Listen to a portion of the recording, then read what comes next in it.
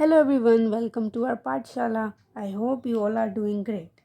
So हमने कल simple equations chapter start किया था और हमने उसका इंट्रोडक्शन पार्ट डिस्कस कर लिया था.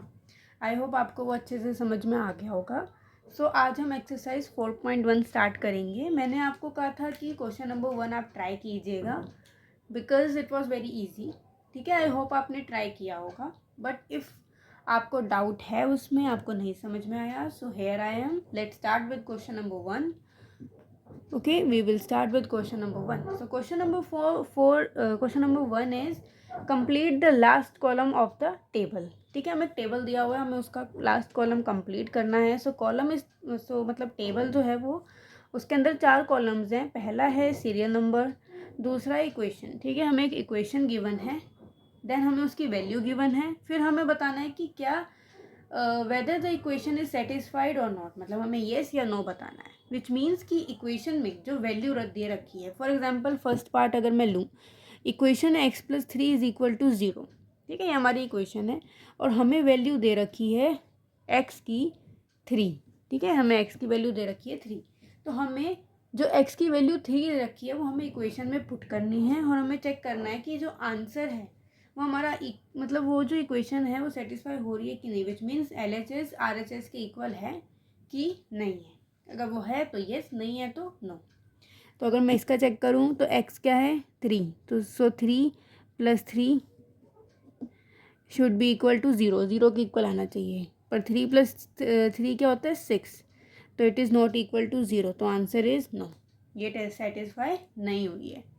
ठीक है, इस तरीके से आपको सारे चेक करने हैं. मैं लेती हूँ अब, जैसे कि मैंने लिया थर्ड पार्ट में इक्वेशन है यही सेम है, x+3 इज इक्वल टू 0 और वैल्यू दे रखी है हमारे पास -3.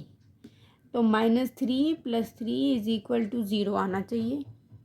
तो -3 + 3 0. तो ये क्या है, येस. तो ये जो इक्वेशन है ये सेटिस्फाइड हो गई. ठीक है, लाइक दिस. फिफ्थ पार्ट है हमारा, जैसे कि x-7 इज इक्वल टू 1 और x की वैल्यू हमें दे रखी है 8. सो अगेन x की जगह पे हम क्या रखेंगे 8. 8 - 7 should be equal to 1 and या it is equal to 1. So yes, equation is satisfied. जो वैल्यू हमें दे रखी है वो इस इक्वेशन की ही वैल्यू है. ओके, नेक्स्ट मैं बता देती हूँ एट्थ पार्ट है 5x इज इक्वल टू 25 और x की वैल्यू दे रखी है हमें -5. ठीक है, सो अगर हम इसमें देखें, so 5x is equal to 25. x की जगह पे हम क्या रखेंगे -5. ठीक है, अब 5x मतलब 5 × x. So 5 × -5 gives you -25. अब 25 तो सेम है, बट एक पॉजिटिव है और इधर नेगेटिव है, so it is not equal. So this is no. तो ये इक्वेशन अगेन सेटिस्फाई नहीं हुई. 11th part m/3 is equal to 2 और m की वैल्यू क्या है 6. सो अगेन m की जगह पे मैं क्या रखूँगी 6. So I will get 2 and yes, equation is satisfied. ठीक है, सो इक्वेशन यहाँ पे क्या हो गई, सेटिस्फाइड. तो इस तरीके से आप पूरा टेबल जो है उसे आप कंप्लीट कर सकते हैं. आपको सिर्फ ऐसी वैल्यू रखनी है और चेक करना है कि या इक्वेशन आपकी सेटिस्फाई हो रही है कि नहीं. ठीक है, अगर हो रही है तो येस, नहीं हो रही तो no. Okay, now we will move to question number 2. Question number 2 B part.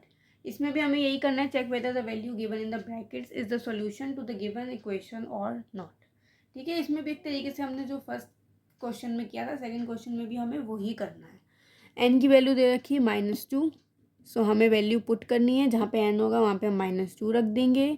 It should be equal to 19. So 7 2 -14 + 5 should be equal to 19, but it is not equal to 19. ठीक है, जैसे अगर आप 14 - 5 करेंगे, so you will get -9. So it is not equal to 19. So answer is no. ठीक है, इस तरीके से आपको सारे करने हैं. D part is 4p - 3 is equal to 13 और p हमें दे रखा है 1. So 4 × 1 - 3 should be equal to 13. 4 - 3 is equal to 13. So 1 is not equal to 13 obviously. So answer is no.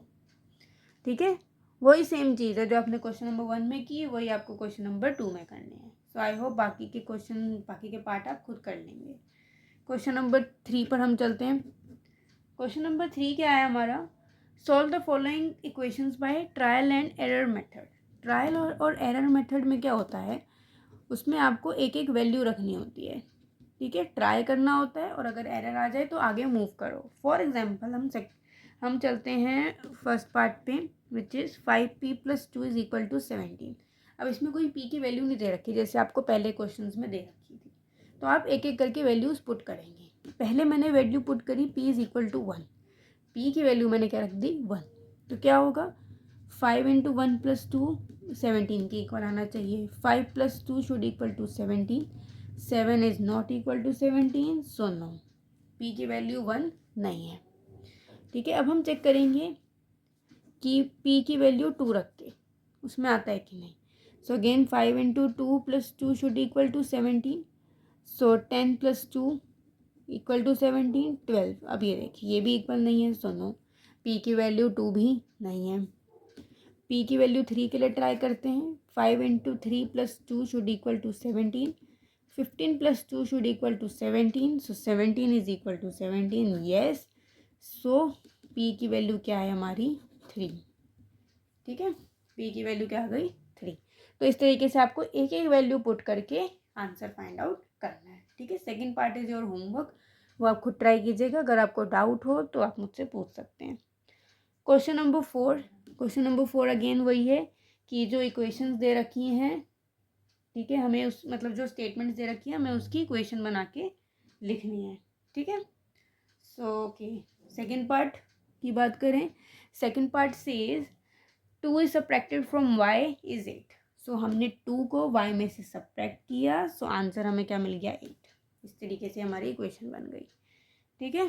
Fourth part says the number b divided by 5 gives 6। तो number b को हमने 5 से divide किया तो हमें क्या आंसर मिल गया 6। तो ये हमारी इक्वेशन बन गई, ठीक है।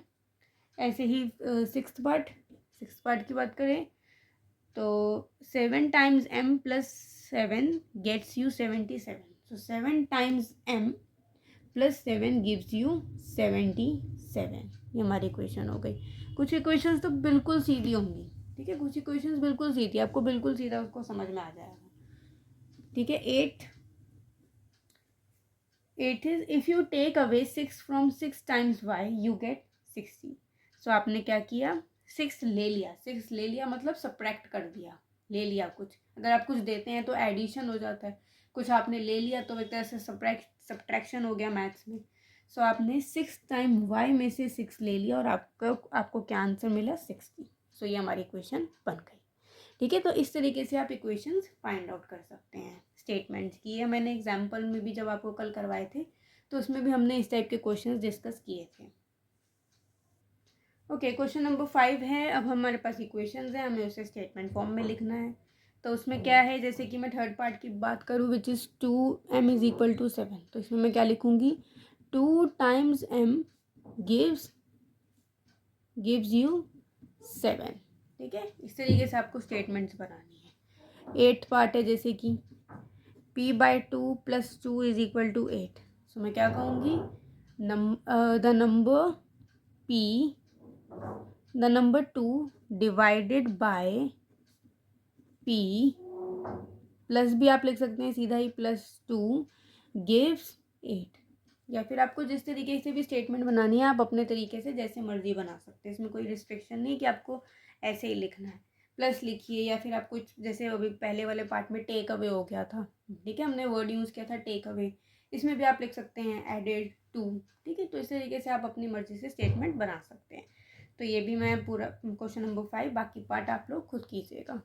स्टेटमेंट बनाने में कोई प्रॉब्लम नहीं होनी चाहिए, जितने आप खुद बनाएंगे आपको वो ज़्यादा इजी रहेगा, आपको पता भी लगेगा कि कैसे क्वेश्चंस पूछते हैं, ठीक है।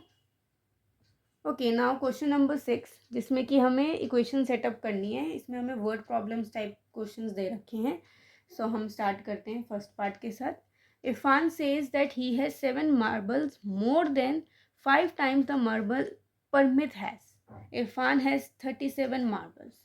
और हमें ये भी बोला गया है कि हमें take m to be the number of हर्मीट्स मार्बल। तो आपको ये अगर दे रखा है कि क्या अपने वेरिएबल चूज़ करना है तो आपको वही लेना है, नहीं अपनी मर्जी से आपने ले लिया।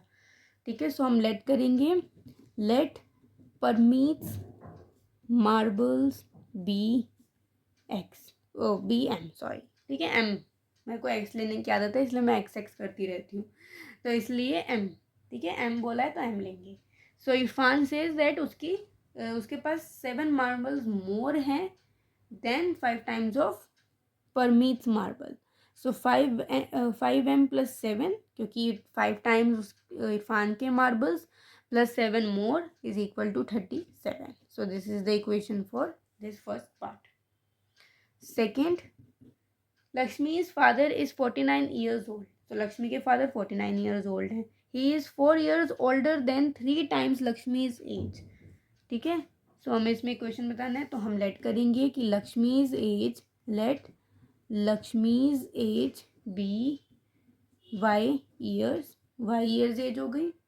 ठीक है, लक्ष्मी के फादर की अब हमें 49 बताई गई है, सो वो 3 टाइम्स ऑफ लक्ष्मी's एज और older means +4 is equal to 49.